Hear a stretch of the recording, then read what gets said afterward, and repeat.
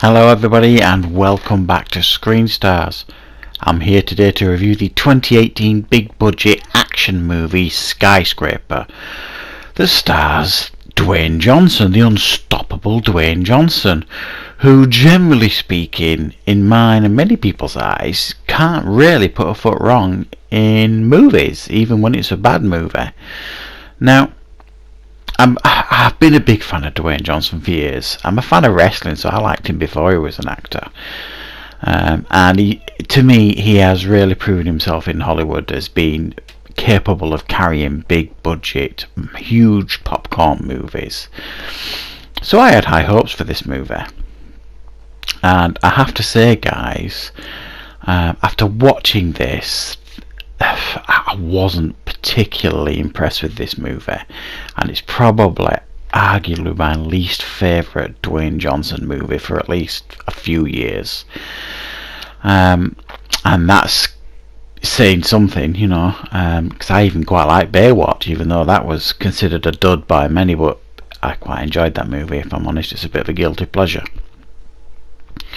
So what went wrong with this movie? Well, what this movie, I'll talk a bit about what the movie's about first. What this movie focuses on is Dwayne Johnson's character, who is, I think he used to work for the FBI at the beginning, and he's involved in an incident that basically ends up with him losing a leg, and his life is saved by Neve Campbell, who is a surgeon, and they end up falling in love and starting a family.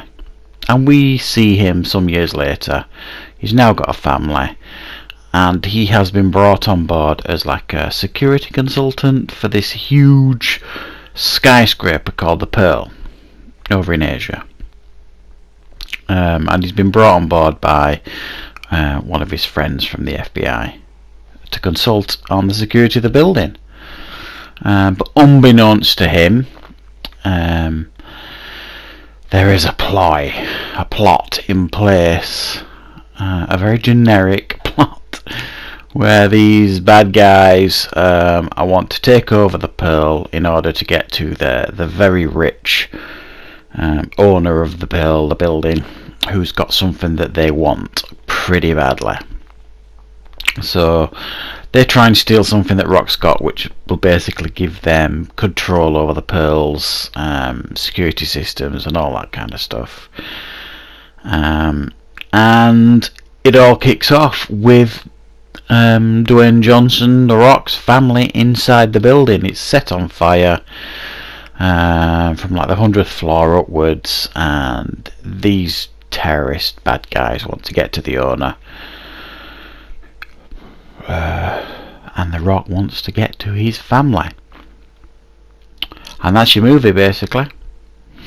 It's Dwayne Johnson trying desperately to get into the building, and then once he's into the building, trying desperately to save his family, and then once he's doing that, he's trying desperately to keep everybody alive, and he seems to have an affliction of, you know, wanting to climb buildings constantly, even though he's only got one leg. So, as you can tell, guys, I'm not deeply impressed with this movie. It's alright, but I hoped for more with this movie. With the budget involved and the talent involved, I was hoping for something a little bit more here, guys, and we've seen this all before.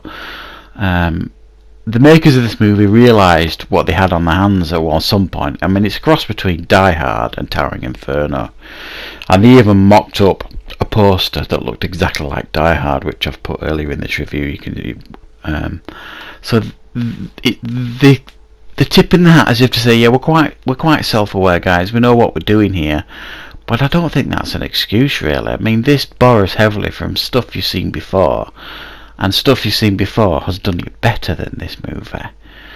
Yes, the effects are great. Yes, the set pieces. There's two in particular that stand out to me that work really well in regard with The Rock's involvement, Dwayne Johnson's involvement, where he's negotiating how to get into the building and all that kind of stuff. Some of the action scenes are okay, but it suffers terribly from awful generic bad guys.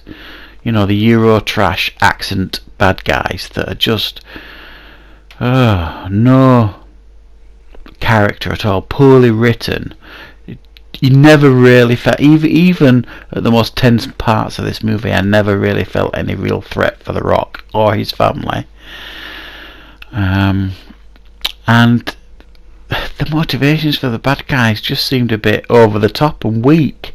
What they actually were aiming to get from this owner of the Pearl, there was a million other ways to do that. Setting fire to a building, there's all this rigmarole just to do what there would have been a million ways to do that and do it better and cleaner and quicker, I'm sure. So I didn't like the writing.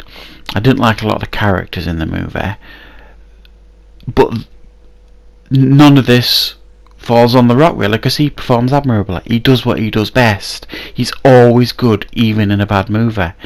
And while this isn't bad in a sense of how it's made and looks, it's just all this budget that they've thrown at this movie, and they couldn't be bothered to hire a decent script writer, and put some decent characters in it and make it a little bit original.